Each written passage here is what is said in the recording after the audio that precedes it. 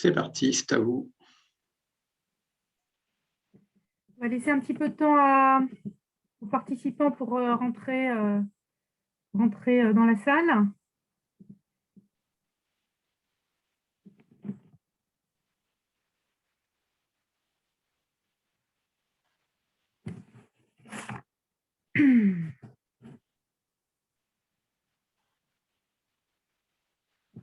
Alors, vous êtes nombreux à être connectés ce matin à ce premier Visio-Café Eurolarge Innovation de 2021 pour une table ronde autour du Vendée Globe, dont l'édition 2020-2021 a été incroyable à tous les niveaux.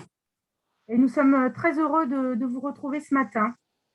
Bonjour à tous, je suis Carole Bourlon, responsable d'Eurolarge Innovation, le programme d'accompagnement des entreprises de la filière voile de compétition bretonne. Je travaille chez Bretagne Développement Innovation, avec trois bateaux aux trois premières places du Vendée Globe qui ont été conçus, construits et équipés en partie par des entreprises du territoire. La Bretagne Sailing Valley a de quoi se réjouir. Et après 24 000 milles de course, l'heure est désormais au bilan technique pour préparer la prochaine saison et réfléchir aussi aux évolutions technologiques des IMOCA en vue du Vendée Globe 2024. Alors, quels enseignements tirer d'un Vendée Globe atypique pour le design des IMOCA? C'est la question à laquelle nous allons essayer de répondre ce matin avec un très, très beau plateau d'intervenants. Alors, nous sommes heureux d'accueillir ce matin Yannick Bestaven, qui est skipper de l'IMOCA Maître Coq et vainqueur du Vendée Globe. Bonjour, bonjour Yannick, bienvenue et merci d'avoir accepté d'être avec nous ce matin. Bonjour à tous, merci pour l'invitation. Présent également deux architectes qui ont conçu des IMOCA très innovants. Alors, donc, il y a Quentin Lucet du cabinet VPLP Design et Samuel Manoir de chez Samuel Manoir Yacht Design. Bonjour et bienvenue à tous les deux. Bonjour à tous. Pour compléter le panel, nous accueillons également Christian Dumar, donc, qui est routeur et qui était responsable météo du Vendée Globe. Il nous apportera un éclairage sur la performance des bateaux. Bonjour Christian. Bonjour et merci pour l'invitation. Voilà, merci de rien. Pierre-Yves Lautroux est avec nous aussi puisque c'est lui qui va animer cette table ronde. Bonjour Pierre-Yves. Bonjour Carole, bonjour à tous. Voilà, et puis avant de passer la main donc à Pierre-Yves, quelques informations importantes. Pour poser vos questions, donc il vous suffira de passer la souris en bas de votre écran et vous avez un espace questions-réponses qui apparaîtra. Vous permettra donc de poser vos questions. Nous réserverons un temps pour répondre à vos questions. Et puis, lors de la session, en deuxième partie, on vous invitera également à répondre à quelques questions, un questionnaire si vous le souhaitez, donc directement dans le chat. Et puis, il y aura un mail qui vous sera adressé de toute façon dans un deuxième temps. Voilà, j'en ai fini. À toi, Pierre-Yves. Merci Carole, bienvenue à tous. Merci à nos quatre intervenants à nouveau d'avoir accepté notre invitation. Alors l'idée ce matin, c'est d'essayer d'analyser et de comprendre du point de vue du design de manière un peu globale, un peu générale, un peu macro, ce qui s'est passé lors de ce dernier Vendée Globe. Bien sûr, si on va essayer de faire ça, c'est aussi un petit peu pour tirer quelques conclusions et préparer le Vendée Globe suivant et réfléchir à quelle tête vont avoir les IMOCA de la génération 2024, s'il n'est pas trop tôt, mais je sais qu'ils sont déjà nombreux à avoir commencé à réfléchir. Donc, dans un premier temps, on va faire vraiment essayer de faire le bilan de ce Vendée Globe avant de se projeter dans un second temps. Dans le texte de présentation et dans la manière dont on a de présenter ce Visio-Café, on parle de Vendée Globe atypique, avec plein de guillemets. C'est atypique au sens où on s'attendait, comme beaucoup, à avoir un temps de course qui allait s'améliorer, comme c'est le cas généralement sur les Vendée Globe, surtout au vu de la progression des performances des IMOCA qu'on avait pu voir à l'œuvre dans les mois qui précédaient. Ça n'a pas été le cas. On va rappeler que le temps de course de Yannick, c'est 80 jours, 13 heures et 59 minutes. Celui d'Armel Lecléache, 4 ans auparavant, était inférieur de 6 jours, pardon, et même celui de François Gabard en 2013 était inférieur de 2 jours. Donc, tout confondu, le temps de Yannick, c'est la 8e performance de l'ensemble des Vendée Globe. Donc, on voit bien qu'on on ne s'attendait pas à des chronos comme celui-là, ce qui n'a évidemment pas empêché la qualité de la course et la passion qu'on a pu avoir pour le suivre. Donc la question, c'est un petit peu comment expliquer ce caractère atypique dans un premier temps. Donc du coup, on va demander à Christian Dumas de nous confirmer que c'est bien un Vendée Globe atypique et en quoi il est atypique. Ça va nous permettre de poser un petit peu le cadre d'analyse avant d'interroger à la fois les hommes de terrain comme Yannick et les hommes de l'art comme Sam et comme Quentin. Christian, du point de vue météo, est-ce qu'on a eu effectivement un Vendée Globe atypique et du coup, oui, non. Et du coup, est-ce qu'on peut quand même en tirer des conclusions du point de vue du design ou est-ce que du coup, le paramètre météo était tellement un peu original et bizarre que ça va être un peu plus compliqué que ça pour essayer de tirer des enseignements techniques? Je pense que c'est pas si simple que ça, parce que le paramètre météo était un peu bizarre pour le groupe de tête. On a vu que c'est toujours revenu par derrière, c'est jamais parti devant. Mais les bateaux, si on compare à la course virtuelle, ce qui est intéressant, les bateaux virtuels étaient plutôt plus lents que les bateaux réels. Donc quand Hugo Boss a commencé à avoir ces problèmes, ils avaient presque une journée de retard sur la course réelle. Et après, Hugo Boss a eu des problèmes, il y a eu l'accident de Kevin, etc. Et les bateaux ont pris un petit peu de retard. Et du coup, ils sont passés dans un système où il y a eu une série de ralentissements pour des raisons des pressions, anticyclones non pacifiques, etc. Mais les bateaux virtuels terminent près de 10 jours devant, finalement, les bateaux réels. Et dans le sud, ils ont eu un enchaînement tout à fait classique avec du vent, 20-25 nœuds portant la grande majorité du temps, etc. Donc, on voit qu'à 1 ou 2 jours près, l'enchaînement aurait pu être complètement différent. Et on voit aussi que pour des bateaux qui étaient derrière, donc si on prend l'exemple de Clarisse ou l'exemple d'Armel Tripon, les enchaînements ont été très différents aussi. Donc c'est pas parce que le groupe de tête a eu un enchaînement un peu particulier qu'on peut généraliser ça et dire voilà, les conditions dans le sud sont plus les mêmes, etc. Je crois que c'est pas, on peut pas généraliser. Alors, du coup, quand même, globalement, est-ce que tu peux nous faire une photo des conditions qu'ont eu les marins sur l'eau? Et est-ce que globalement, du point de vue macro, statistiquement, ça a été un Vendée Globe différent des autres ou pas? Ouais, un petit peu différent, encore une fois, pour le groupe de tête. Mais notamment dans le Pacifique, hein, où il y a eu quand même cet anticyclone, au large du Brésil, où ça n'a pas été très très vite, etc. Mais alors après, les données ne sont pas toutes dépouillées encore, donc c'est un petit peu difficile de conclure aujourd'hui, mais je ne pense pas que statistiquement, on soit très différent des conditions. Par contre, ce qu'on avait peut-être sous-évalué, c'est les conditions de mer, parce qu'on parle beaucoup des conditions de vent, mais les conditions de mer sont très importantes, et on a vu que dans certaines conditions, les bateaux ne tenaient pas le rythme qui était prévu, principalement à cause de la mer. Et donc là, on pourra en reparler, mais ça soulève beaucoup de questions. Ça soulève des questions sur la façon de naviguer, c'est-à-dire que quand on ne peut plus naviguer à 25 nœuds, à 135 degrés du vent, ben, on peut naviguer en archimédien plus bas, probablement. Donc il faut pouvoir passer d'un mode de navigation à l'autre et gérer cet état de mer. Et ça, je pense que là-dessus, on a des progrès à faire, en tout cas. D'accord. Du coup, on va demander à Yannick, qui lui était pas était pas dans la donnée, mais était sur le terrain. Toi, tu considères que le Vendée Globe que tu as vécu, par rapport à ce que tu avais pu projeter, par rapport à ce que tu avais analysé avant de partir, ça a été un Vendée Globe atypique? Les conditions que tu as rencontrées de ton déstabilisé, tu t'y attendais pas? Comment tu as vécu ça sur le terrain? Oui, bah, c'est vrai que chaque Vendée Globe est atypique de toute manière, mais c'est vrai que celui-là plus particulièrement, c'est vrai que déjà d'avoir des bateaux avec aussi peu d'écart pendant toute la durée du Vendée Globe, ça a été atypique. Comme l'a souligné Christian, et c'est important ce qu'il dit, c'est que Jean Le Cam l'avait dit aussi avant le départ, en fonction de à quelle heure tu arrives et à quel jour tu arrives dans les mers du Sud, bah, la course est complètement différente. Et c'est vrai que si les foilers modernes avaient eu moins de pépins mécaniques, notamment Hugo Boss, quand il arrive dans le Sud, peut-être que les 12 heures d'avance qu'il avait auraient complètement changé la donne et qu'il serait parti avec les systèmes météo de devant, comme ça se fait souvent. Nous, on est arrivé dans un timing qui fait qu'on a tout le temps buté sur les systèmes. C'est jamais parti de l'avant, c'est toujours revenu par l'arrière et tant mieux pour le public. Pour nous, c'était un peu plus dur en mer, mais je pense que pour le public, c'était excitant de voir ces regroupements à chaque fois. Ça relançait la course.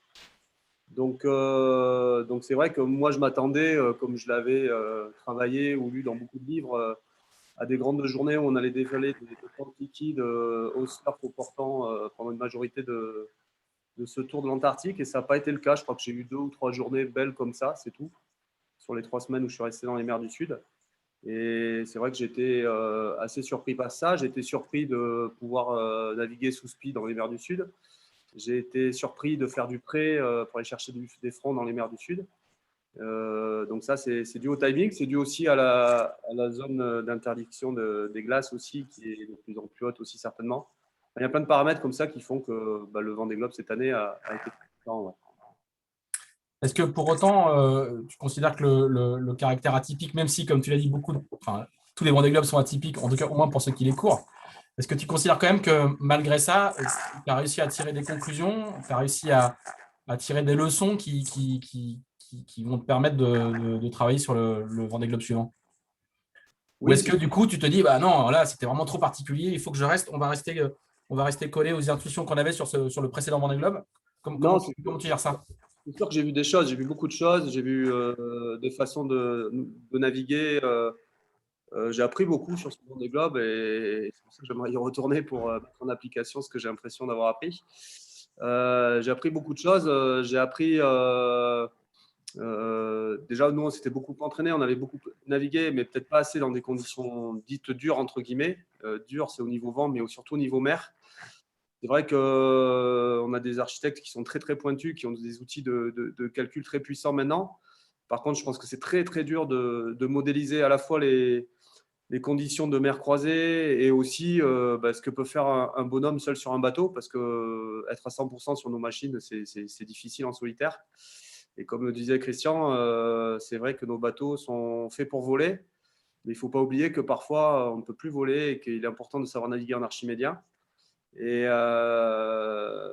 moi, je pense que cette victoire sur le Vendée Globe est due bien sûr à la fiabilité de mon bateau, qui déjà avait presque 8 ans au départ du Vendée Globe, ou 7 ans de fiabilisation, et aussi c'était pas un bateau extrême dans le sens où la puissance de carène m'aidait beaucoup dans les relances du bateau lorsque le bateau volait pas tout le temps, qui ratterrissait en archimédien, qui repartait. Et je l'ai dit aux différents architectes que j'ai croisés ces derniers jours que pour moi, il faut vraiment travailler sur les différences de vitesse, c'est-à-dire les deltas de vitesse. On ne peut pas avoir un bateau qui va à 35 nœuds et qui s'arrête à 15 nœuds. Il vaut mieux avoir une vitesse de moyenne plus performante parce qu'en solitaire, on ne peut pas choquer les écoutes, les régler à chaque fois que le bateau s'arrête, faire des relances comme on peut faire en équipage sur la Volvo par exemple. En solo, on a beaucoup plus de mal à faire ça. Donc voilà, donc moi je pense que j'avais vraiment le bateau 4x4 en fait pour faire les mers du Sud, quoi. Alors justement, on va voir ça un petit peu avec les hommes de l'art. On va commencer par Quentin Lucet chez VPLP. Le cabinet en association avec Guillaume Verdi a dessiné le maître coq qui a gagné ce Vendée Globe. Vous aviez dessiné aussi 3 autres bateaux tout seul pour le coup, qui étaient des bateaux génération 2020, comme on dit, qui étaient des bateaux dessinés entre les 2 derniers Vendée Globe. Toi, enfin vous chez VPLP plutôt, quelle analyse vous faites de ce Vendée et quel décalage au final vous avez saisi un petit peu dans ce que raconte Yannick entre une certaine forme de théorie, la capacité des skippers à encaisser cette manière de naviguer sur les nouveaux bateaux et même sur les anciens bateaux et la réalité du terrain, quoi, le décalage peut-être entre vos simulations à vous, ce que vous pensiez que les marins pouvaient faire et la réalité du terrain et notamment ces questions d'état de mer qui ont été visiblement cruciales, quoi.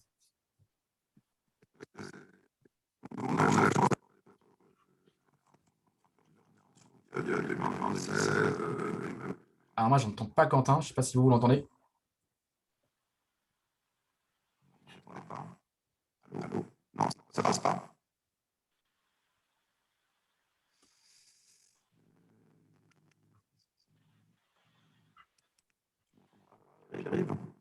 Moi, je t'entends plus. Est-ce que ça vous vient là ou pas? Bah, vas-y. Continue, Quentin, continue. Moi, j'entends plus non plus, hein. Je pense qu'il y a un problème de débit peut-être chez toi, Quentin. Ah, je ne te reçois pas non plus, Quentin. Ouais. Je reviens, désolé, je ne sais pas ça. Ouais, Quentin, je vais te laisser résoudre tes problèmes de. Je te laisse résoudre tes problèmes de connexion et je vais poser du coup la même question à Sam, qui était sur un positionnement un petit peu différent, puisque Sam a dessiné l'Occitane, qui était son premier IMOCA, et un IMOCA qui a évidemment fait beaucoup parler de lui parce qu'il a un design original avec un parti pris vraiment très très fort, et qui a aussi, même si Armel Tripon n'a pas joué les premiers rôles sur ce Vendée Globe, qui a beaucoup impressionné par les temps qu'il a réalisés sur pas mal de segments du parcours. Toi, Sam, du coup, un petit peu même question. C'est quoi le delta entre ce que tu avais projeté du bateau, du comportement du bateau et de la capacité du skipper à le faire marcher vite, et puis la réalité du terrain et les retours que tu as eu d'Armel, ce que tu as pu voir en termes de perf et de navigation du bateau? Ouais, alors déjà sur la façon dont on aborde le process de design, euh, de par mon expérience et puis ma vision et mon approche de l'architecture navale, on avait déjà en fait identifié que effectivement un IMOCA, c'est très difficile de naviguer à 100% de son potentiel dans beaucoup de conditions. Donc on avait pris ça en compte dans le process, à tous les stades, c'est-à-dire lorsqu'on évaluait des formes de coque, des formes de pont, des configurations de ballast, des tilts de quilles, des systèmes de foil, etc. On avait toujours ça en tête, hein, c'est-à-dire que, bon, OK, il y a la performance en eau plate dans des bonnes conditions, qui, elle, est plutôt bien prédite par les outils numériques. Mais qu'est-ce qui se passe ensuite lorsque il y a de la fatigue, lorsqu'il y a du stress, lorsque les conditions de mer se complexifient? Et là, c'est beaucoup plus difficile. Et là, on rentre dans un domaine où finalement le parti pris architectural prévaut un petit peu sur l'approche purement numérique. Donc avec Armel Tripon, on avait déjà démarré en fait cette démarche-là. Et quelque part, ce Vendée Globe a montré et nous pousse à continuer dans cette démarche-là. Alors du coup, toi, qu'est-ce que tu retiens en termes de leçons, qu'est-ce que tu retiens de ce Vendée Globe depuis ton poste d'observation derrière ton écran et déjà les retours que tu as pu avoir avec les coureurs? Tous les Vendée Globe, c'est des courses sur lesquelles il est souvent difficile de tirer des grandes conclusions parce que malheureusement, c'est une course très très longue, c'est une course qu'il faut absolument terminer. Et, et en général, ce qu'on observe, ça n'a pas été le cas ce coup-ci, mais en général, ce qu'on observe, c'est qu'il y a des petits paquets de 2-3 bateaux. Alors, ça se tire un peu la bourre dans chaque paquet, etc. Mais en général, il y a une hiérarchie qui se définit. Et puis, il y a pas mal de gens en fait, qui savent, bon, ben voilà, je suis entre 5 et 7, ok, c'est à peu près ce que j'attendais, etc. Et finalement, tout le Vendée Globe, globalement, c'est d'arriver au bout. Donc, en termes de performance pure, ce n'est pas toujours des courses sur lesquelles on peut tirer des enseignements. Mais bon, là, c'était très différent de ce scénario-là, parce que là, on a eu un paquet qui s'est suivi, et ils se sont tirés une bourre incroyable. Et d'ailleurs, c'est aussi parce qu'ils étaient en paquet qu'il y avait une stimulation incroyable entre tous, et qu'ils ont pu justement être sur un rythme plus de régate pendant très longtemps, quoi. Mais par exemple, tu citais l'exemple d'Armel Tripon qui, malheureusement, dès le 3e jour, a eu des problèmes de voile et un enchaînement juste derrière qui l'a relégué à plus de 3000 milles de la tête de course. Donc, à partir de là, il a fait une autre course finalement. Donc, objectivement, c'est difficile de tirer des enseignements de ce qui s'est passé, en tout cas pour notre bateau, l'Occitane. Voilà, bon, on a vu des choses qui nous paraissent intéressantes, mais bon, ça aurait été mieux s'il était devant, effectivement, on aurait pu voir plus de choses, mais bon, c'est comme ça. Hein. Et du coup, alors, je vais poser ma question plus directement. Est-ce que si tu devais dessiner un bateau aujourd'hui, est-ce que tu dessinerais exactement le même, ou est-ce que, fort de ce que vous avez appris sur ce Vendée Globe-là, un bateau que tu dessinerais aujourd'hui, il serait très différent, ou il y aurait des évolutions notables par rapport à l'Occitane? Non, en fait, je pense que quand on est archi, on ne peut pas dessiner 2 fois la même chose, parce que c'est...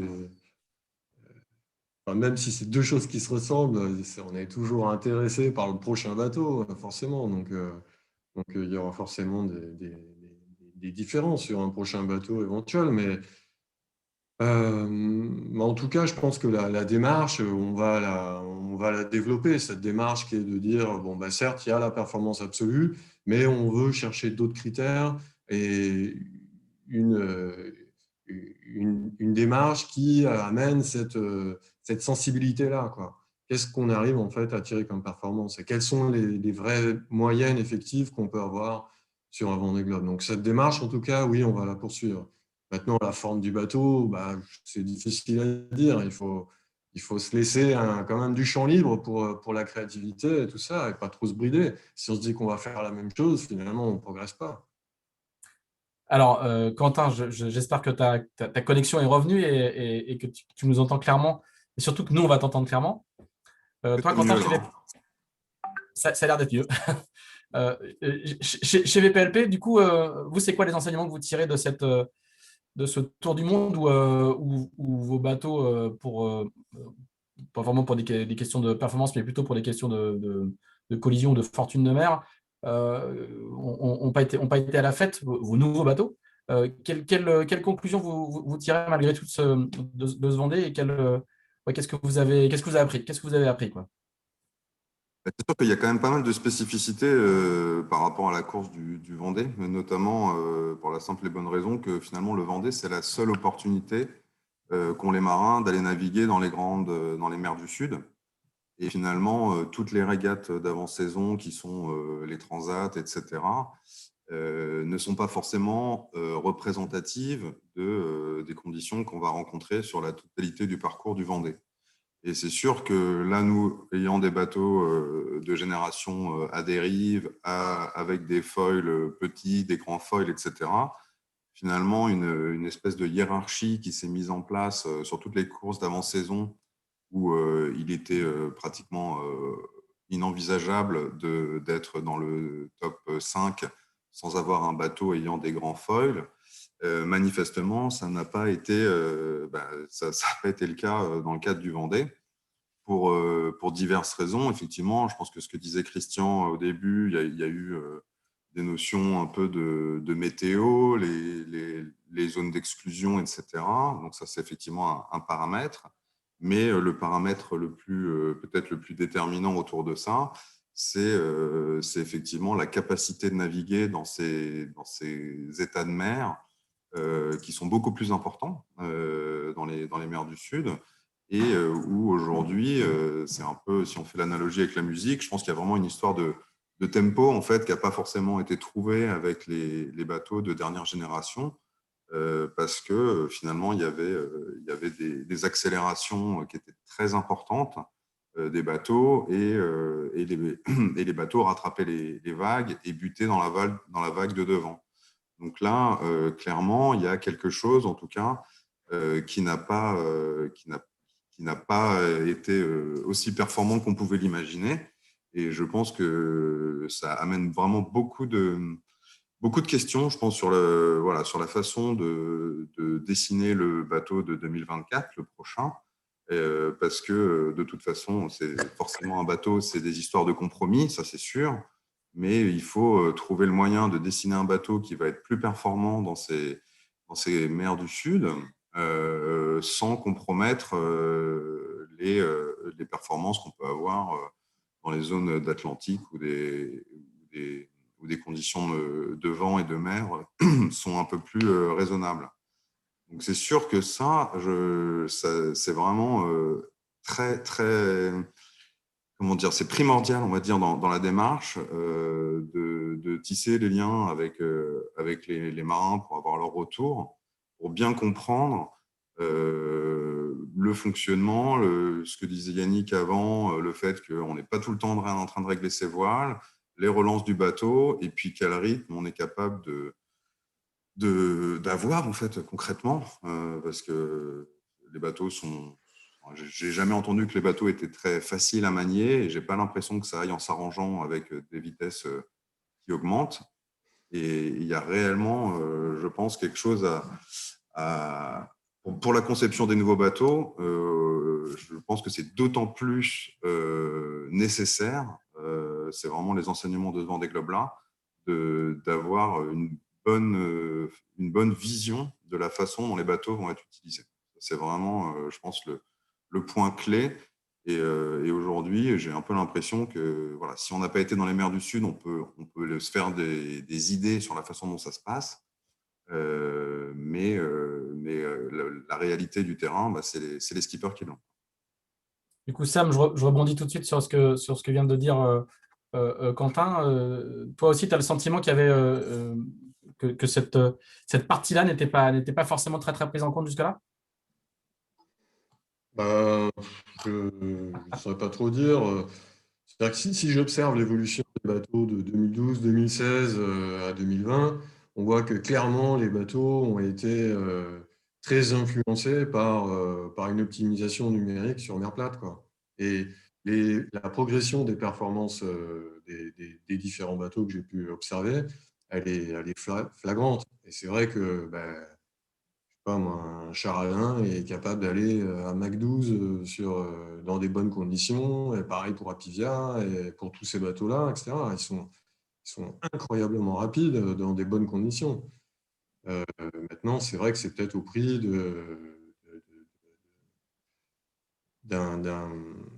peut-être un manque de facilité dans des mers un peu plus hachées, un peu plus courtes, un peu plus compliquées, quoi. Mais on ne peut pas gagner sur tous les tableaux, c'est un peu difficile, hein. Du coup, c'est une question de placement du curseur? Ouais, je pense, ouais, clairement. Ouais. Donc, du coup, là, le curseur, il Comme revient un dit peu. Quentin, c'est sûr que si on arrive à trouver des solutions qui font que les bateaux continuent à aller à Mach 12 sur eau plate et puis marchent super bien dans la mer, parfait. Et je pense qu'il y a une vraie... On va essayer. Aujourd'hui, il y a, voilà, dans le cadre de la conception des nouveaux bateaux, je pense qu'il y a une vraie question de savoir est-ce qu'aujourd'hui, les nouveaux bateaux qui sont dessinés, on essaye de se rapprocher un tout petit peu d'un mode multicoque en passant au travers de la vague côté wave percer, ou est-ce qu'on compte plutôt sur une réponse dynamique en rajoutant du volume de vent qui se rapprocherait effectivement plutôt d'une géométrie un peu type SCO, où là, il y a vraiment un peu deux écoles, on va dire, dans une certaine mesure. Il y a le fait de réduire le frein pour rentrer dans les vagues de vent versus profiter d'une réponse dynamique. Donc ça, je pense que c'est assez intéressant. Ça fait partie vraiment des problématiques au centre de la réflexion, en tout cas de notre côté. Et sachant que dans un cas comme dans l'autre, ça amène... il y a des avantages et des inconvénients sur les deux solutions. Et donc voilà, ça fait partie vraiment des... Ouais, c'est des pistes vachement intéressantes, effectivement. Il n'y a pas qu'une seule approche, et c'est ça qui est chouette. Et c'est ça que tout le monde a adoré, d'ailleurs, sur ce Vendée Globe-là, c'est qu'il y avait une morphologie de bateau, une typologie de bateau vachement différente, et tout le monde a apprécié ça. Les connaisseurs comme le grand public, c'était vraiment chouette de voir des bateaux qui avaient vraiment des gueules différentes, quoi. Ça j'espère que ça va perdurer et qu'on ne va pas tous converger vers le même truc. Ce serait triste. Christian, depuis ton poste d'observation, tu as vu ça aussi, à quel point l'état de la mer et donc du coup la capacité des bateaux à passer dans la mer est plus ou moins facilement. Ça se voyait sur les routages que tu faisais, sur l'analyse Ouais, à distance que tu faisais? c'est évident. Et alors, en plus, pour le groupe de tête, comme les situations météo se sont enchaînées assez vite, avec des situations assez différentes, des allures assez différentes, on a eu beaucoup de mers assez croisées. Et donc, il n'y a pas eu, comme disait Yannick, ces longues glissades. Donc, ce n'est pas toujours le fait d'aller vite par rapport à une longue houle et de rattraper la mer de devant, mais c'est aussi le problème de naviguer vite dans des mers assez peu structurées, quoi, très déstructurées, très croisées, avec des houles croisées qui font parfois quasiment la hauteur de la mer du vent. Donc on peut avoir 4 mètres d'un côté et 4 mètres à 90 degrés, et c'est pas simple. Donc je pense qu'il y a du boulot à faire. Je voudrais revenir sur une petite chose. Donc, ça a été assez lent pour les premiers, mais le 10e met 82 jours, et en 2017, le 10e avait mis 102 jours. Donc c'est vrai que l'enchaînement a fait que ça a été lent pour les premiers, mais derrière, ça a même été plutôt très rapide, hein, parce que les bateaux qui ont suivi ont été plutôt beaucoup plus rapides qu'en 2016-2017. Donc, c'est-à-dire que c'est vraiment le paramètre météo qui a impacté la tête de flotte. Ouais, vraiment, ouais. Et c'est toujours revenu par derrière, et comme disait Sam, souvent les premiers partent, et puis on les revoit plus. Ça s'est pas du tout passé comme ça, donc ça n'a pas dû être facile pour les premiers. Mais Yannick qui a perdu 400 000 en 48 heures ou en 72 heures dans la remontée de l'Atlantique, voilà à peu près de quoi vous parlez, j'imagine. Yannick, justement, pour rebondir sur ce que disaient Quentin et Sam, toi aussi, dans ta réflexion pour la suite, cette capacité du bateau et de ta carène à ne plus faire les stop and go, et surtout à mieux passer dans la mer dans le Grand Sud, c'est l'axe principal de ta réflexion? Oui, mais pas que, parce que, comme ils l'ont dit tout à l'heure, ce qu'il ne faut pas oublier, c'est qu'on ne peut pas avoir un bateau qui soit performant à 100% partout, quoi. Et moi, je pense qu'il est important d'arriver le premier dans les mers du Sud. Donc, d'avoir un bateau rapide pour descendre l'Atlantique Nord et l'Atlantique Sud, je pense que c'est déjà important. Et c'était le cas des bateaux modernes, nouvelle génération, hein, que ce soit les bateaux de Sam, de VPLP ou de Guillaume Verdier. C'était des bateaux très rapides. Il y a un paramètre qu'il ne faut quand même pas oublier, enfin 2 paramètres. C'est qu'il y a 3 bateaux dits modernes que sont Hugo Boss, Apivia et Linka de Thomas, qui ont eu des problèmes techniques structurels, de casse de foil, de cale de foil. Donc ça les a énormément ralentis dès l'entrée des mers du Sud. Et je pense que ces bateaux auraient été plus fiabilisés en amont, ils n'auraient pas eu de casse, ils auraient vraiment pu faire la différence et peut-être partir avec ces systèmes météo dans lesquels nous on a buté. Ça, c'est le premier paramètre. Et le deuxième paramètre, et moi je l'ai vu, c'est que suite à l'accident de Kevin, je crois qu'il y a eu aussi un peu une crainte de la part de tous les skippers, et tout le monde a un peu levé le pied, notamment dans l'Indien, parce que on le voyait sur les vitesses de tous, hein, que ce soit de Charlie ou de Thomas, ils n'allaient pas très vite, ils naviguaient très nord, et il n'y a que Louis Burton qui est allé vraiment sur la route la plus courte près de la zone des glaces. Je pense aussi qu'il y a eu dans la tête de tous les skippers, l'accident de Kevin a beaucoup marqué. Et c'est peut-être pour ça aussi qu'il y a eu peu de différence de vitesse entre les bateaux à dérive, les bateaux première génération de foil comme le mien, ou les bateaux modernes avec les nouveaux foils. Donc, c'est 2 paramètres qu'il ne faut pas oublier. Je reste persuadé que si Hugo Boss n'avait pas cassé avant l'entrée de l'Indien, ou Charlie n'aurait pas eu ces problèmes de cale de foil, ou Thomas ses problèmes de foil, je pense que ces 3 bateaux-là faisaient la différence, à mon avis. Ouais, je suis complètement d'accord avec toi. Je partage exactement ton point de vue. C'est sûr qu'il a fallu vraiment pas grand-chose pour que ces bateaux s'échappent. Et puis, en fait, on aurait peut-être une vision un peu différente de tout ce débat-là, quoi, hein. Donc, c'est vrai qu'il a pas fallu grand-chose. Et la casse de foil ou la casse technique, en fait, tu la payes très, très cher, quoi. Je crois que Christian a des infos là-dessus, hein. Il y a un moment où ça se joue à quelques heures, mais vraiment à une poignée d'heures, pour que notamment Charlie s'en aille, hein. Ouais, donc dans l'océan Indien, il y a eu une grosse dépression. Donc là, c'est là que Charlie a eu le plus de vent, je pense. Thomas était dans le nord de la dépression, et Yannick juste dans l'ouest, hein, du front quand il s'est creusé. Et Charlie aurait été une dizaine d'heures, peut-être moins devant. Il aurait pu partir devant ce front-là, et derrière, ça ne s'enchaînait pas du tout de la même façon. C'était pas la même histoire, quoi. Est-ce que Je joue à peu de choses près. alors du coup, la question sur le caractère atypique ou pas au départ du Vendée Globe est pertinente, parce que ça veut dire que, comme tu le soulignes bien, Sam, ça veut dire qu'on n'a pas du tout le même débat si effectivement Charlie attrape ce train-là et fait le tour en 72 jours. Donc là, on n'aurait pas du tout le même débat. Mais du coup, il y a eu évidemment, pendant ce Vendée Globe, il y a eu un assez long débat, parfois un peu incongru à propos de la taille des foils. Je voulais savoir un petit peu ce que vous, de vos différents postes de réflexion, je voudrais savoir un petit peu ce que vous pensez justement de ce débat et sur la taille des foils. Donc l'IMOCA va limiter la taille des foils, hein, ou c'est déjà le cas. Euh, qu'est-ce que vous en pensez? Est-ce que dans vos futurs bateaux, ils ont des foils plus petits, des foils très différents? Racontez-nous un petit peu l'état de votre réflexion sur ce débat qui a enflammé le secteur pendant le Vendée Globe. Qu'est-ce qui veut commencer? Sam, je te vois rigoler. Ouais, bah, je veux bien commencer si tu veux. Ben, disons que oui, c'est sûr que c'était un débat un peu stérile, j'ai trouvé.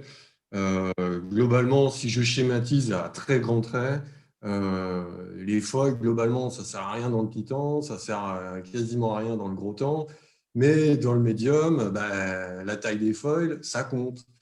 Parfois, la taille compte. Et là, sur les foils, c'est le cas.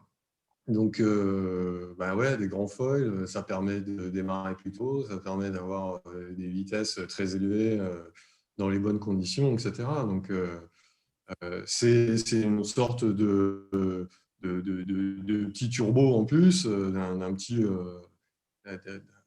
surcroît de perf dans des bonnes conditions. Donc, oui, c'est sûr que bah, c'est important d'avoir des grands foils. Après, là, l'IMOCA plafonne un petit peu le truc pour avoir des foils qui ne soient pas gigantesques, pour plafonner quelque part les coûts de construction des foils et qu'il n'y ait pas trop de disparité dans la flotte, ce qui est, je pense, plutôt une bonne démarche. Et voilà, bon, ça va rester quand même des foils assez grands. Hein. Et voilà, donc ouais, bah, grand foil, ouais, ça marche bien. Ouais. Je pense qu'il y a plusieurs paramètres quand même là-dedans, enfin, plusieurs critères, on va dire, sur le fait de mettre des bornes. Il y a effectivement, comme tu le disais, Sam, la notion économique, parce que concrètement, plus ton foil est grand, plus il coûte cher. Hein. Donc ça, c'est sûr que je pense que ça a été un des paramètres, mais pas le seul. Et par contre, il y a effectivement d'autres notions qui sont plutôt quand c'est quand c'est la guerre en mode survie, la capacité de rétracter les foils pour ne pas se retrouver avec comment dire, des surfaces de foils qui sont quand même gigantesques, même quand les foils sont rétractés. Et effectivement, ça, voilà, c'est un autre aspect, mais est-ce que la question, c'est est-ce qu'on avait besoin que la règle IMOCA légifère autour de cette problématique-là? Est-ce que finalement, ce n'est pas des choix techniques qui peuvent être pris entre, voilà, dans la discussion marin-architecte, et puis si un marin dit, ben non, mais moi, je souhaite, comme quand ils sont rétractés, comme ce que tu as fait, Sam, sur l'Occitane, bah, voilà, qu'il ne soit pas impactant et qu'il soit vraiment hors de l'eau, ça peut être une donnée d'entrée. Mais finalement, de se trouver aujourd'hui à essayer de mettre un cadre enfin, voilà, comment dirais-je, pour plusieurs raisons, ça peut finalement le revers de médaille de cet aspect-là, c'est que ça peut, dans une certaine mesure, interdire certains concepts de foil, et ce qui est peut-être dommage parce que ça bride un tout petit peu comment dire, la liberté ou l'expression qu'on peut avoir dans le cadre du développement de certains concepts. Voilà, donc c'est un petit peu, je pense que moi, ce que je voulais dire à ce sujet-là, et là, en l'occurrence, aujourd'hui, il se trouve que les bords de cadre qui ont été donnés par l'IMOCA, les foils de génération 2020 provenant de chez nous, ils rentrent aujourd'hui dans ces contraintes-là. Donc finalement, voilà, de la génération 2020, ce cadre-là n'est pas de nature à forcément modifier la créativité qu'on pouvait avoir autour du dessin des foils. Mais c'est peut-être pas le cas de tout le monde. Ils ont un peu entériné l'état de l'art, en gros, en termes de règles. Hein. Si je résume. Ça, c'est d'essayer de se borner, je pense, et comment dire, de maîtriser, dans une certaine mesure, euh, le développement autour de ces appendices-là, et en tout cas, de ne pas aller dans des délires qui, à la fin, effectivement, vont coûter plus d'argent et peuvent possiblement amener des problèmes de fiabilisation. Yannick, toi, tu avais un bateau de la génération précédente, donc avec des foils un peu moins grands, et puis tu as été interrogé à l'arrivée, et en gros, je vais schématiser, mais tu as dit, mais moi, je pense que les grands foils, c'est très efficace, et si je pouvais avoir des grands foils, j'aurais des grands foils. Je schématise un peu, mais en gros, c'était ce que tu avais dit. Bah ouais, tu le vois bien, hein, sur les trophées azimut, je vais moins vite que les grands foils. Donc, c'est sûr que c'est plus efficace que mes foils. Ça, il n'y a pas de doute là-dessus. Bien sûr que si j'avais pu, alors c'est un problème financier, mais aussi un problème de temps et de fiabilisation. Et ça, je reviens là-dessus, que c'est important. Pourquoi je n'ai pas modifié mon bateau? Parce que Bilou me l'avait largement bien expliqué qu'il valait mieux m'entraîner, naviguer et vivre mon bateau plutôt que de faire des longues heures, semaines ou mois de chantier.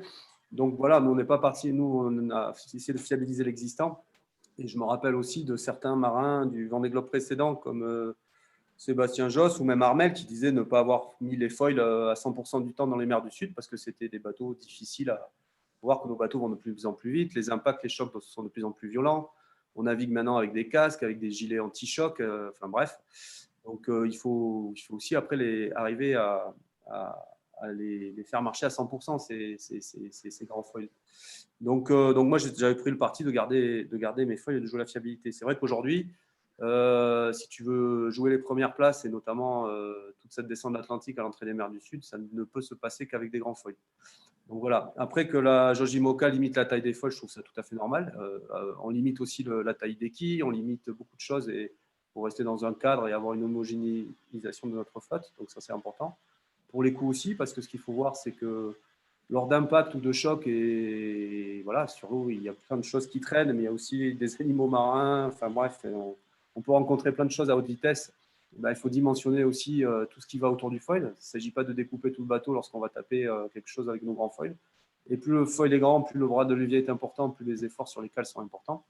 Donc à un moment donné, il faut trouver un juste milieu pour arriver à faire des bateaux fiables, des bateaux qui vont vite mais qui sont fiables aussi. Donc je pense que la taille qui a été décidée ou qui va être décidée en AG demain par l'IMOCA est plutôt raisonnable, sachant qu'on est déjà allé assez loin, parce que tous ceux qui ont navigué sur des grands foilers vont t'expliquer comment les bateaux sont durs à vivre, quoi. Donc à un moment donné, voilà, on n'est pas dans un, c'est pas des drones, hein. Il y a toujours un skipper à l'intérieur du bateau, il ne faut pas l'oublier, quoi.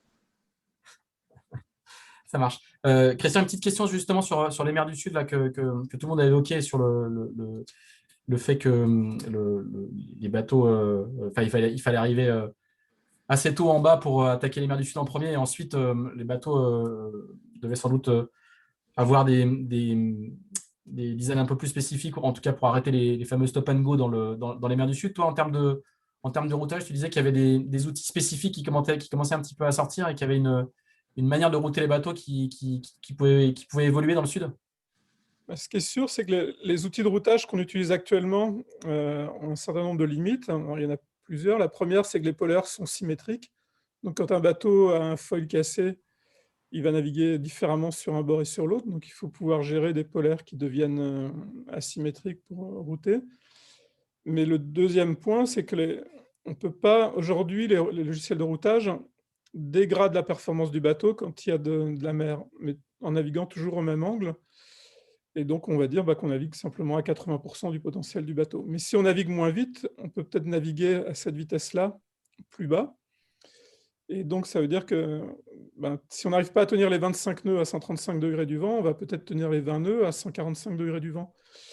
Et donc, dans le routage, ce n'est pas du tout pris en compte aujourd'hui. Donc, il faudrait un genre de polaire en 3 dimensions, en fait, qui intègre ça. Alors, c'est facile à dire, c'est pas si facile à faire, parce que quantifier la mer, c'est pas quelque chose d'évident. C'est-à-dire quantifier la houle croisée, qu'est-ce qui va faire que ça ralentisse. Mais je pense que les bateaux ont maintenant beaucoup de données, enfin, les bateaux qui ont fait le Vendée Globe. Et donc, il y a du dépouillement à faire, il y a de l'analyse à faire, il y a à comprendre dans quelles conditions on peut aller vite, dans quelles conditions on peut aller moins vite. Quand est-ce qu'on navigue en archimédien, quand est-ce qu'on navigue avec les foils. Et tout ça va rendre le routage beaucoup plus complexe, hein, c'est clair. Et Christian, est-ce que tu ne crois pas aussi que le fait qu'il y ait eu une forte proportion, notamment dans le sud, où les bateaux naviguaient dans des fronts froids avec un vent constant qui n'était pas du tout stable, et donc un vent qui oscillait entre 20 et 35. Ça aussi, c'est une des difficultés, parce que là, on a parlé de la mer, mais il n'y a pas que la mer.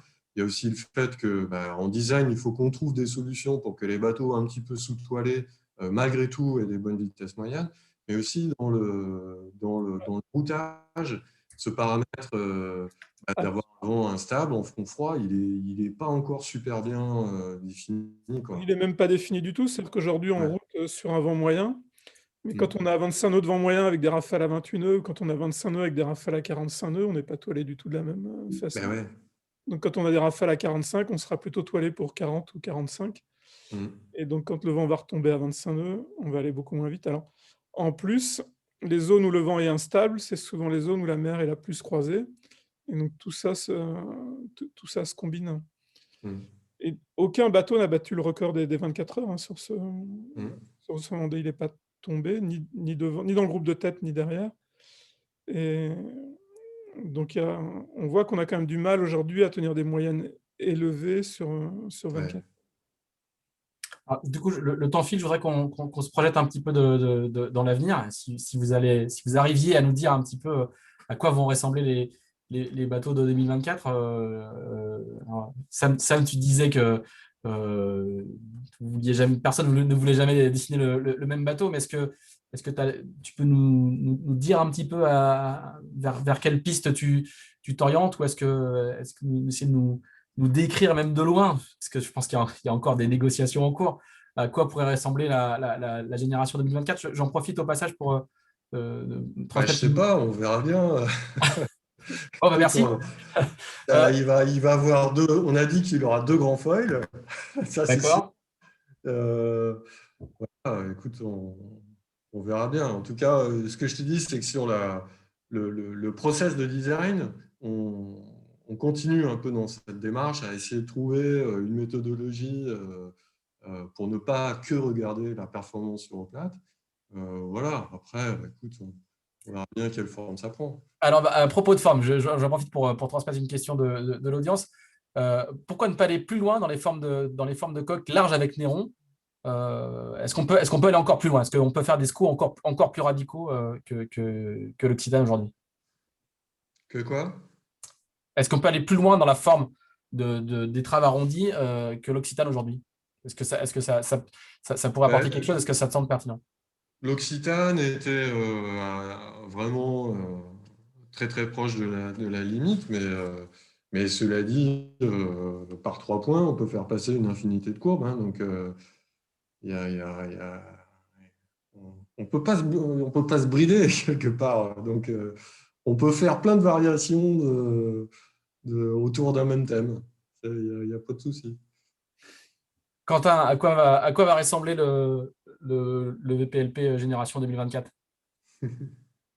Vraiment, ce qui est important, je trouve, c'est depuis 10 ans ou 15 ans maintenant que voilà, qu'on dessine des IMOCA, c'est sûr que les outils s'affinent énormément et on va dire qu'on est passé d'une campagne pour dessiner Safran 1 MACSF où on avait fait 3 essais en bassin de carène qui ont pris 6 mois, je pense, le temps de faire les maquettes, etc. On va faire quelques essais ensuite en CFD, donc en bassin numérique sur mer plate, où pareil, ça prenait 1 mois et demi, 2 mois pour essayer 3-4 carènes.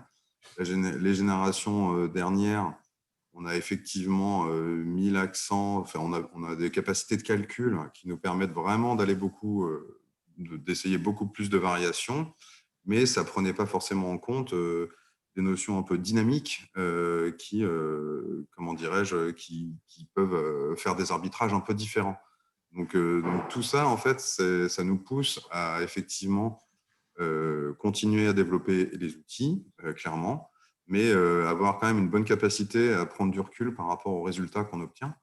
Et notamment, aujourd'hui, on va dire que le bateau qui peut être le plus performant dans des conditions dynamiques ou les mers du Sud ne va pas être le même bateau que celui qui va gagner le trophée Azimut.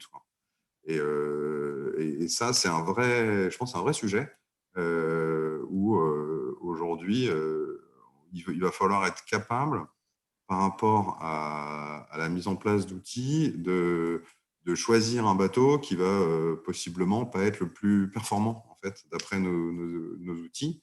Et c'est là, une fois encore, que voilà, la discussion avec le marin et la façon dont le bateau va être utilisé est vraiment primordiale pour ce genre d'arbitrage. Donc, du coup, pour répondre à la question, aujourd'hui, je pense que le bateau VPLP 2024, peut-être qu'il ne va pas gagner le trophée Azimut, hein, malheureusement.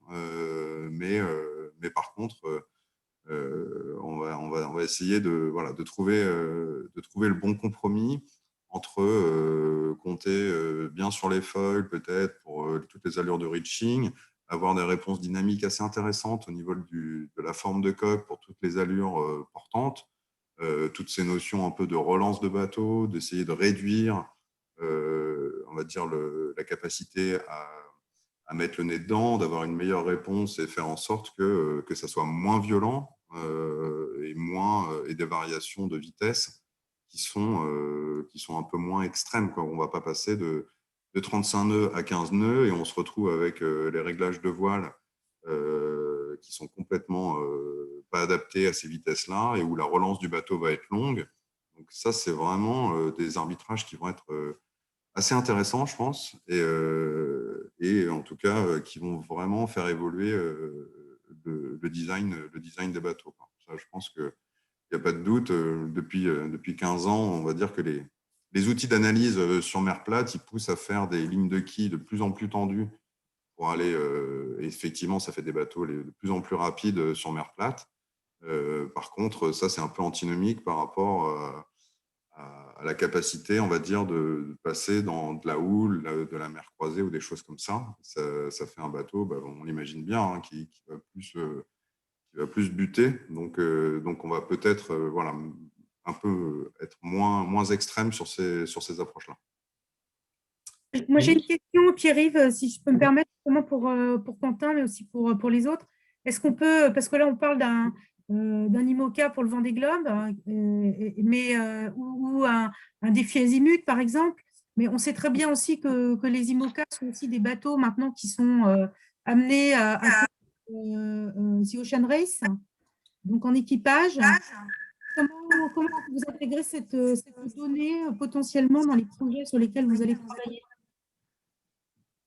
Ça, c'est sûr que c'est quand même, je pense que c'est une grande différence. Je pense que ça rejoint un tout petit peu la remarque de Yannick tout à l'heure sur le fait que quand on fait un Vendée Globe, on n'est pas aux écoutes en permanence parce que voilà, il y a qu'un marin à bord, alors que finalement toutes ces notions un peu de relance, quand il y a un équipage à bord, elles sont envisageables. On peut avoir, je pense, dans le cadre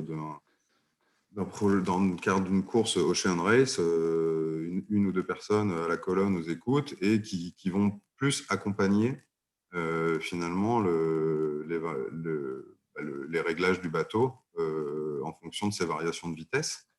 Et donc là, c'est vrai que ça va être un peu, c'est là où ça va apporter une différence, je pense, hein, parce que en fait, il faut plus travailler vraisemblablement dans une configuration solitaire sur de l'autorégulation parce qu'on ne peut pas en même temps être en train de régler le foil, régler les voiles, modifier l'angle de quille, etc. Yannick, tu voulais peut-être ajouter quelque chose justement là-dessus, justement, non? Oui, ça c'est important. C'est vrai qu'avoir un bateau qui soit performant sur les deux programmes, est-ce que c'est faisable? Je ne sais pas.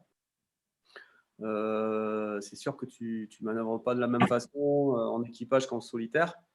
Ce qui est important en solitaire, c'est d'avoir un bateau polyvalent. Lorsque tu es sous pilote, c'est-à-dire 90% du temps, d'avoir un bateau qui n'aille pas trop pousser de l'eau, trop enfourné, parce que tu n'as pas un barreur pour récupérer les sorties de route.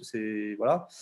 Donc, tu vas travailler sur des bateaux plus polyvalents en solitaire. Après, moi, je pense et je le redis que d'avoir un bateau rapide, c'est important. Et notamment sur un Vendée Globe, si tu arrives à faire la différence sur la première partie du Vendée Globe, c'est super important pour la suite parce que tu ne vas pas naviguer de la même façon. Donc, c'est important sur la première partie du parcours d'être le plus rapide en stratégie, mais aussi en vitesse pure. Donc voilà, où mettre le curseur, c'est difficile à dire. Quel est le meilleur bateau, c'est difficile à dire. sur tous les bateaux différents qu'il y avait cette année sur le Vendée Globe, enfin, les derniers modèles des architectes, des 3 architectes ou 4, parce qu'il y avait Roide aussi qui a fait on n'a pas vu Corum naviguer beaucoup parce qu'il a dématé trop tôt, mais je pense que c'est un bateau aussi très performant. Voilà, je pense qu'il y avait des avantages dans chacun des bateaux, des inconvénients aussi, mais voilà. Donc c'est dur à dire de parler de bateau idéal pour le prochain Vendée Globe. C'est vraiment une question difficile, sachant que la météo du prochain Vendée Globe sera certainement très différente aussi de celui-là.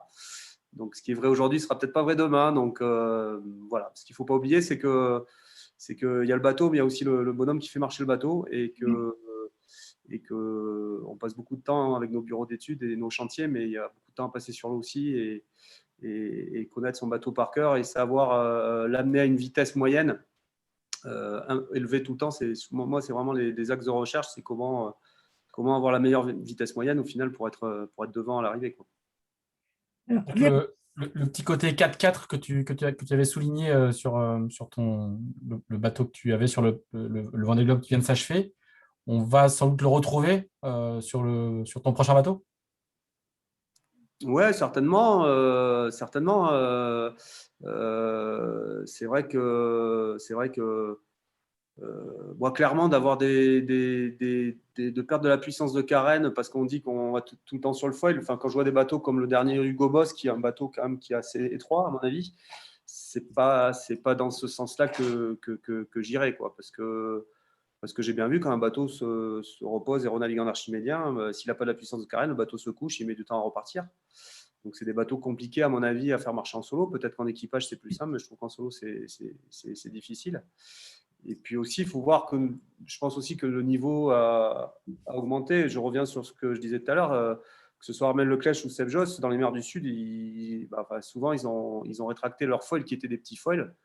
Moi, cette année, j'ai navigué tout le temps foil à 100%. Déjà, je savais que j'avais des petits foils par rapport aux autres, donc je n'avais pas envie de les rentrer. Et je crois qu'il y a que juste dans la grosse dépression avant le Cap Horn où je dois naviguer à 50% du foil. Mais je n'ai jamais rentré complètement les foils. Donc, je pense aussi qu'on a, de par les entraînements, les qualifications, les nombreux nafs qu'on a fait, on a appris à faire marcher nos bateaux à un rythme plus soutenu peut-être. On découvre moins aussi cette navigation sur foil que découvraient à l'époque les Seb, les Armel, les Jean-Pierre, enfin tous ces marins-là. C'était la première fois qu'ils partaient avec des foils autour du monde. Maintenant, on sait ce que c'est, on sait comment ça marche et je crois qu'on foil plus souvent que ne foiler. Ouais. Est-ce que dans la manière dont tu as géré le Vendée et ta capacité à appuyer à certains moments, à doser à d'autres moments, est-ce qu'il y a des choses que tu changerais sur ce Vendée Globe? Comment ça, des choses que je changerais? Est-ce qu'il y a des moments où tu te dis, là, je suis allé trop vite, là, j'aurais dû aller plus vite? Est-ce qu'en termes de tempo et donc de capacité à appuyer sur le bateau, il y a des choses il y a des parties du Vendée où tu aurais voulu faire autrement? Ouais, peut-être. Enfin, moi, je pense déjà dans les mers du Sud, j'ai quand même navigué, j'ai mis le curseur assez haut parce que j'étais bien avec mon bateau, parce que j'avais confiance dans mon matériel, parce que plein de choses. Je pense que la différence, je l'ai fait entre l'Indien et le Pacifique. Je crois que là, je suis le plus rapide. Je navigue aussi très sud, peut-être pas autant que lui. Et encore, moi, je suis allé quand même jouer aussi avec la limite des glaces. Donc, je raccourcis la route. J'appuie aussi parce que j'hésite pas à envoyer des voiles en bout de bout dehors. Ça aussi, il faut voir que dans les mers du Sud, quand il faut aller mettre des génacs en place, c'est pas forcément facile. Donc, ouais, je pense que j'ai un rythme élevé. Ce que moi j'ai vu, c'est que dans l'Indien, il était difficile d'aller vite. Et d'ailleurs, on le voit parce que ce soit Jean Le Cam avec des dérives ou Damien, ou mon bateau avec mes foils ou les bateaux modernes, tout le monde allait un peu à la même vitesse. Parce que, comme le disait Christian, lorsque la mer est défoncée, tu fais du 4x4 et à un moment donné, que ce soit pour les structures, pour le bonhomme, tu ne peux pas aller plus vite que ça.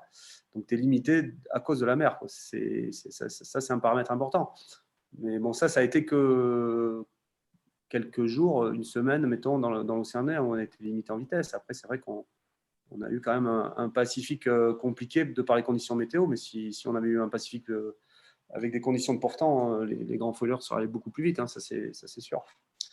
Donc, Mettre le curseur plus haut, ouais, certainement. On peut toujours faire mieux, hein, ça c'est sûr. Voilà, Ou pour plus gagner. bas, hein, ou plus bas. Ma question allait dans les deux sens. Hein. Plus bas, non, non, non, plus bas, non, parce que quand tu fais de la course, bah, à un moment donné, faut y aller, quoi. Je veux dire, moi, le dernier bord que je fais au nord des Açores, j'ai mes alarmes qui sonnent de partout. Je sais que je cours contre la montre et dans ma tête, je me dis, bah, je ne veux rien regretter au Sable d'Olonne. Si je fais tomber le mât, bah, tant pis, hein, mais au moins j'aurais tenté le tout pour le tout et je ne regretterai pas, quoi. Donc à un moment donné, tu es obligé d'aller un peu plus haut que la limite pour essayer de gagner des courses. Ça, on sait tous bien naviguer, on est tous entraînés, on sait tous faire marcher les bateaux. À un moment donné, voilà, faut prendre des risques, quoi, pour gagner. Du coup, là, quand je vous entends, globalement, est-ce que ce que vous décrivez, ce n'est pas une sorte de compromis presque impossible à trouver, quoi? C'est-à-dire un 4x4 fiable, qui passe partout et qui est capable d'accélérer quand les conditions sont là, ayant été dessiné en écoutant un peu plus les skippers que les simulateurs. Je résume à gros traits, quoi. Est-ce que c'est faisable? Est-ce que ce compromis-là existe?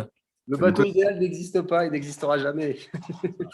Non, mais c'est ça qui est intéressant, c'est que ça laisse le jeu super ouvert et de savoir est-ce que dans le 4x4 qu'on va faire, est-ce qu'on aura des plus ou moins gros pneus ou un plus ou moins gros moteur, ou on va travailler un peu sur l'aérodynamisme de la carlingue, quoi. Donc c'est quand même intéressant parce que ça laisse vraiment le jeu super ouvert là aujourd'hui. Et même si on va dire qu'il y a une certaine convergence, je pense, sur voilà, le côté un peu augmenter la robustesse des bateaux d'une façon un peu globale, quoi. Et surtout l'humain, parce que je me souviens, Quentin, quand on avait fait les visiocafés à Vendée Globe, il y avait eu un échange avec Laure Jacotot, là, qui est le docteur du centre d'entraînement de Port-la-Forêt, et il y avait, comment dire, Charlie qui était là. Il y avait eu un échange très intéressant, justement, de dire comment est-ce que l'humain qui va souffrir énormément sur le Vendée Globe, et on sait que l'humain a beaucoup souffert, peut-être qu'Yannick pourra témoigner encore un petit peu de ce qu'il a vécu, mais comment est-ce qu'aujourd'hui, dans ces nouveaux designs, on va pouvoir intégrer plus l'humain, quoi, et le protéger pour qu'il soit lui-même plus performant, pour mieux faire marcher son bateau, finalement. Non, mais c'est sûr que c'est vraiment au centre de la conception des nouveaux bateaux, clairement, parce qu'il faut quand même se rappeler que c'est un bonhomme tout seul qui gère ça, et s'il n'est pas bien, et ben, il ne va pas vite, et ça ne sert à rien de faire des foils qui vont effectivement à Mach 12 si de toute façon ben, voilà, le skipper ne se sent pas, pour diverses raisons, de tirer sur le bateau, quoi. Donc ça, c'est vraiment, c'est sûr que ça fait partie vraiment des choses qui sont pas, comment dire, chiffrables par des études, mais néanmoins, c'est au centre de la problématique. Après, il ne faut pas se raconter d'histoire non plus, hein. C'est que la vitesse amène l'inconfort. C'est-à-dire que c'est parce que les bateaux vont vite que les bateaux sont super durs. Donc, bon, bah, voilà, qu'est-ce qu'on veut? On veut des bateaux rapides ou des bateaux confortables? Je veux dire, avec la vitesse vient l'inconfort. Donc, tout ce dont on parle, d'avoir des designs plus robustes, etc., ça va dans le sens que tu décris. Ça va vers des solutions plus efficientes. Mais malgré tout, il ne faut pas oublier que le Vendée Globe, c'est l'élite de la course au large. Ça va toujours être une course super dure. Et il y aura toujours une part d'engagement personnel immense, quoi. Yannick, tu as des choses, toi, que tu voudrais dire justement là-dessus, des idées Paradoxalement, on va plus vite, mais on a vachement amélioré l'ergonomie de nos bateaux. Et déjà, on voit que les bateaux sont complètement fermés. Moi, je me rappelle quand j'ai débuté l'IMOCA avec Yves Parlier, Aquitaine Innovation, c'était un bateau, tu ne te protégeais pas dehors, quoi. On cherchait la légèreté, on faisait des tout petits roofs, cockpit, et rien n'était protégé. Maintenant, tu regardes le bateau d'Alex Thompson, il est complètement fermé. On peut manœuvrer de façon protégée, et heureusement. Donc ça s'est quand même énormément amélioré. De ce côté-là, on a des bateaux, on est encapsulé là-dedans, et tant mieux, parce qu'avec ces hautes vitesses, et lorsque tu prends des geysers dans la figure, tu ne peux pas bien régler ton bateau, tu ne vois pas tes voiles d'avant, tu es obligé de te mettre vent arrière, te ralentir pour regarder si tout va bien et pour regarder devant, parce que ça va trop vite et il y a trop d'eau, trop de force d'eau. Après, comme dit Sam, on ne peut pas à la fois aller vite et avoir un bateau confortable. Ça, c'est impossible. Donc voilà, par contre, il faut prévoir maintenant, c'est notre façon de naviguer. Moi, je te dis, hein, c'est la première fois que je naviguais avec un casque. C'est la première fois, le nombre de vols que j'ai pris quand j'étais allongé dans ma banette. Voilà, à la fin, je m'attachais dans ma banette carrément pour ne pas dégager. Lorsque le bateau plantait, bah, justement, c'est des accélérations, ces fameux jets que tu prends. Moi, je me retrouvais dans la cloison de mât, quoi. Donc, les cervicales, le dos, tu as tout qui se frappe là-dedans. Donc, au bout d'un moment, tu t'accroches, tu t'attaches dans la banette, quoi. Voilà, c'est une façon de naviguer qui est différente. Plus on voudra aller vite, plus ça sera inconfortable et plus ça sera difficile pour le skipper, ça c'est sûr. Une petite dernière question. Je précise, il y a des questions sur l'accastillage ou sur ou sur les voiles ou sur les gréements. On a un deuxième biocafé la semaine prochaine, mercredi à la même heure, où on traite de ça. Là, on était vraiment sur carène et débrief global.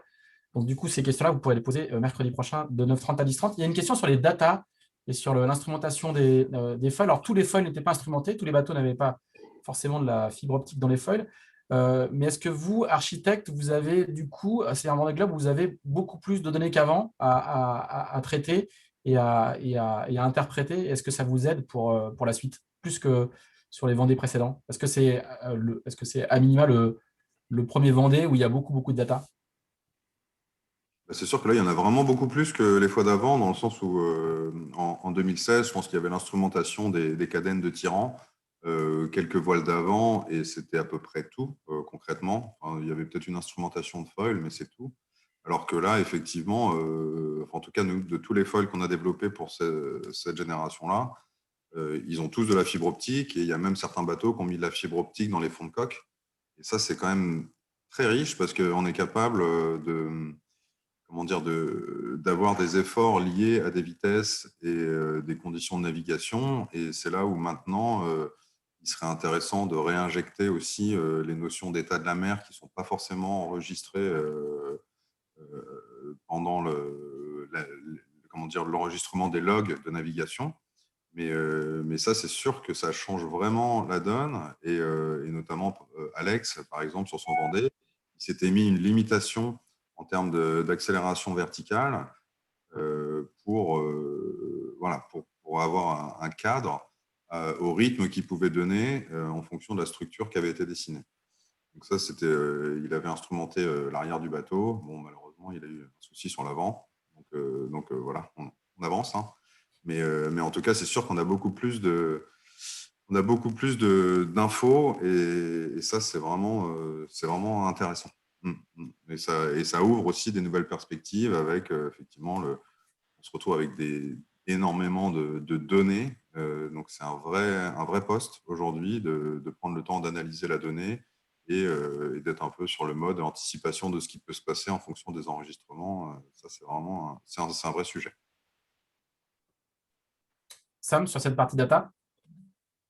Sur les datas, oui, ça participe aussi un peu d'un suréquipement. C'est-à-dire que si on a plein de fibres optiques dans le bateau, ça veut dire qu'on a des interrogateurs, ça veut dire qu'on a une consommation électrique qui est très élevée, etc., etc. Pour du développement, c'est hyper intéressant. Par exemple, d'avoir des différents capteurs de fibres optiques sur un foil, ça permet de mieux comprendre comment le foil est chargé à différents endroits. Donc, pour passer d'un foil V1 à un foil V2, par exemple, c'est vraiment un très bon outil. Après, c'est quelque part une démarche.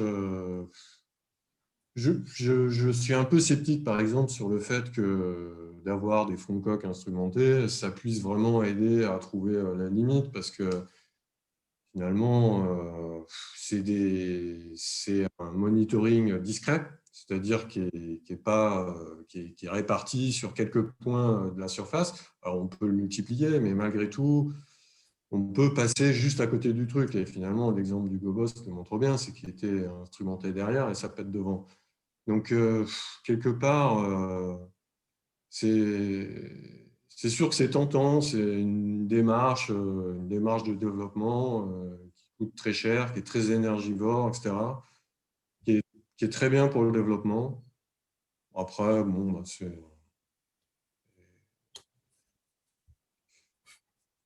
même d'un point de vue structurel, je veux dire, là, on n'est pas du tout dans un milieu maîtrisé et connu. La mer, l'océan, on ne modélise pas vraiment bien les efforts. Donc, on peut, disons, rester très cohérent dans un univers, dans son propre modèle. Ça marche. Maintenant, je ne sais pas si c'est vraiment absolument nécessaire. Et je pense qu'il y a pas mal de gens qui dispersent et qui perdent un peu le focus sur les trucs qui sont très importants, finalement, avec tous ces trucs-là. Parce que qui dit énormément de data, ça veut dire, comme Quentin l'a dit, faut des gens qui traitent la data, qui l'analysent, qui la comprennent, qui savent la traiter, et qui savent l'utiliser in fine. C'est pas évident.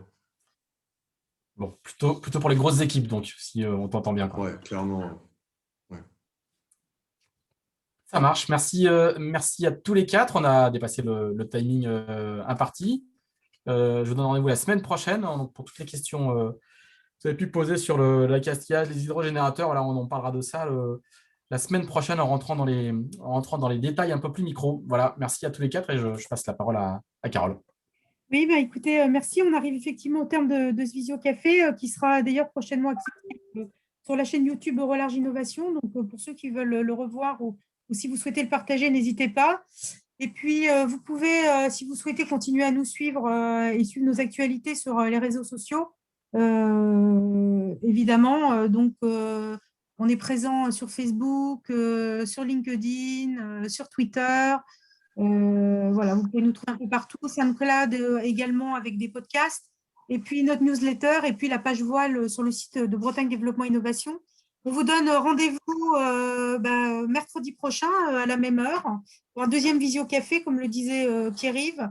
Vous pouvez vous inscrire d'ailleurs via le lien qui se trouve dans le chat.